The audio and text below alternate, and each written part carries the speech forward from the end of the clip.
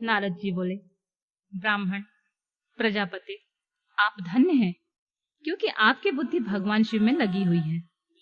विधि, आप पुनः इसी विषय का सम्यक प्रकार से विस्तार पूर्वक वर्णन कीजिए। ब्रह्मा जी ने कहा, तात, एक समय की बात है, मैं सब ओर से ऋषियों तथा देवताओं को बुलाकर उन सबको क्षीर सागर के तट पर ले गया। वहां सबका हित साधन करने वाले भगवान विष्णु निवास करते हैं।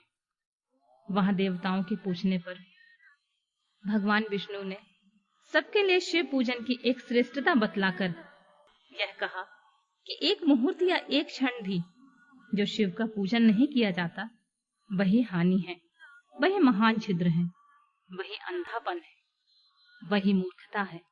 जो भगवान शिव की भक्ति में तत्पर है, जो मन से उन्हीं को प्रणाम और उन्हीं का चिंतन करते हैं, वे कभी दुख के भागी नहीं होते हैं।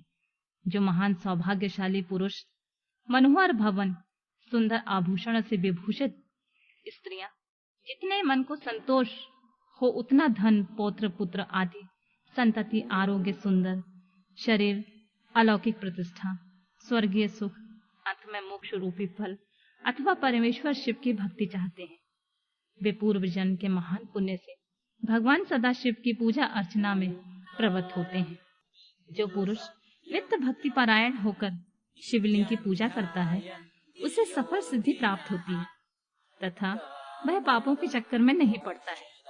भगवान के इस प्रकार उपदेश देने पर देवताओं ने उन श्री हरि को प्रणाम किया। भगवान के इस प्रकार उपदेश देने पर देवताओं ने श्री हरि को प्रणाम किया और मनुष्यों की समस्त कामनाओं की पूर्ति के लिए उनमें शिवलिंग देने के लिए प्रार्थना की। मुनि श्रेष्ठ उस प्रार्थना को सुनकर जीवों के उद्धार में तत्पर रहने वाले भगवान विष्णु ने विश्वकर्मा को बुलाकर कहा, विश्वकर्मन, तुम मेरी आज्ञा से संपूर्ण देवताओं को सुंदर शिवलिंग का निर्माण करके दो।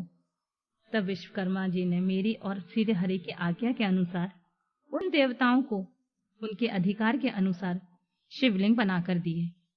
मुनि श्रेष्ठ नारद, किस देवता को कौन सा शिवलिंग प्राप्त हुआ है, इसका वर्णन आज मैं कर रहा हूँ, उसे ध्यान से सुनो।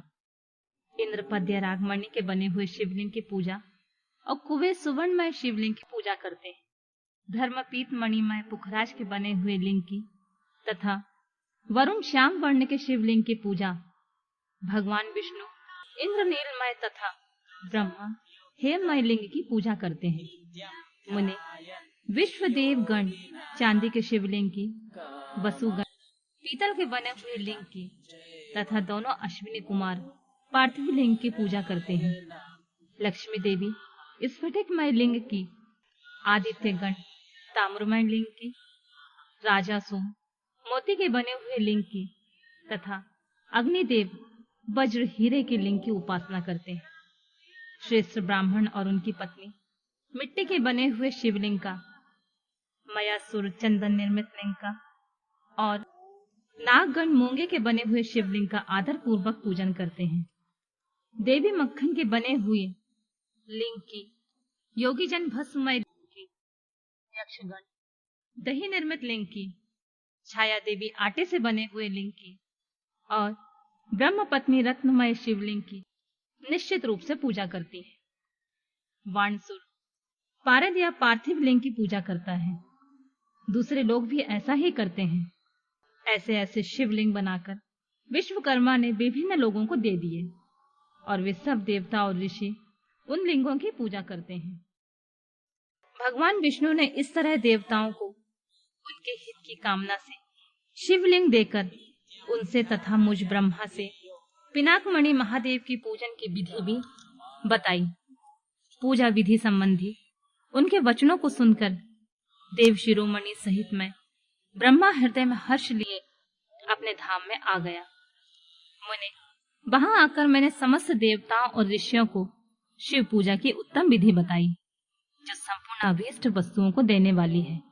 उस समय मुझ ब्रह्मा ने कहा, देवताओं सहित समस्त ऋषियों, तुम प्रेम परायण होकर सुनो।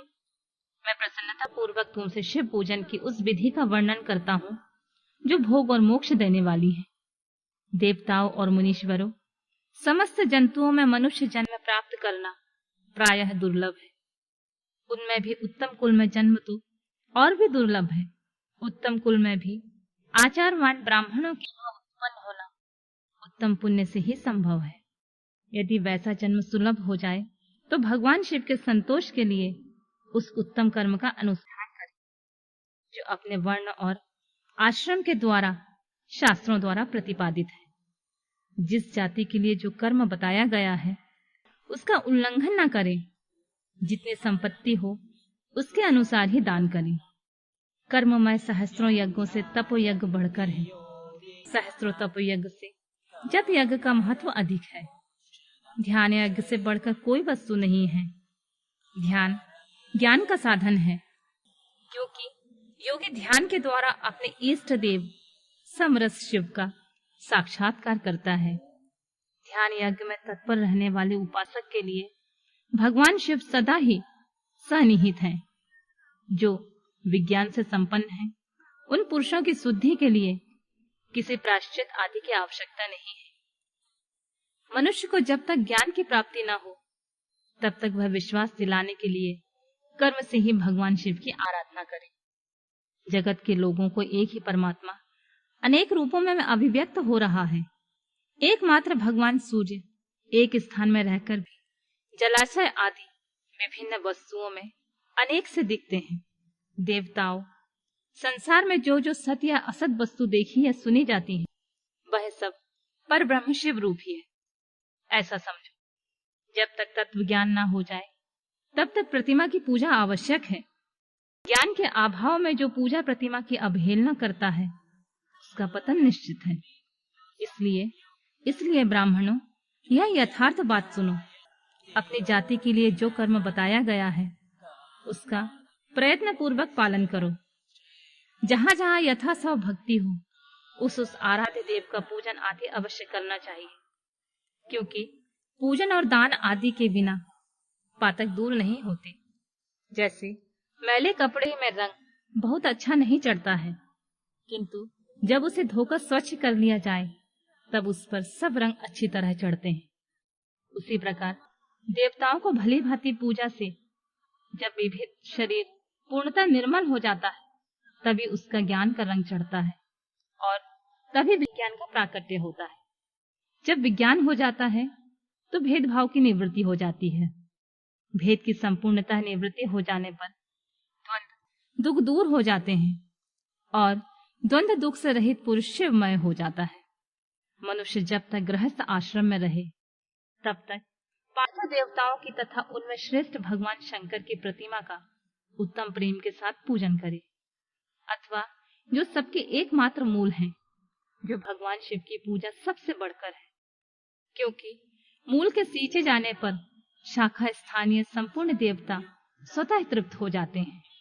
अतः जो संपूर्ण मनोवांछित फलों को पाना चाहता है वह अपने अभीष्ट सिद्धि के लिए समस्त प्राणियों के हित से तत्पर रहकर लोक कल्याणकारी भगवान शिव का पूजन करे।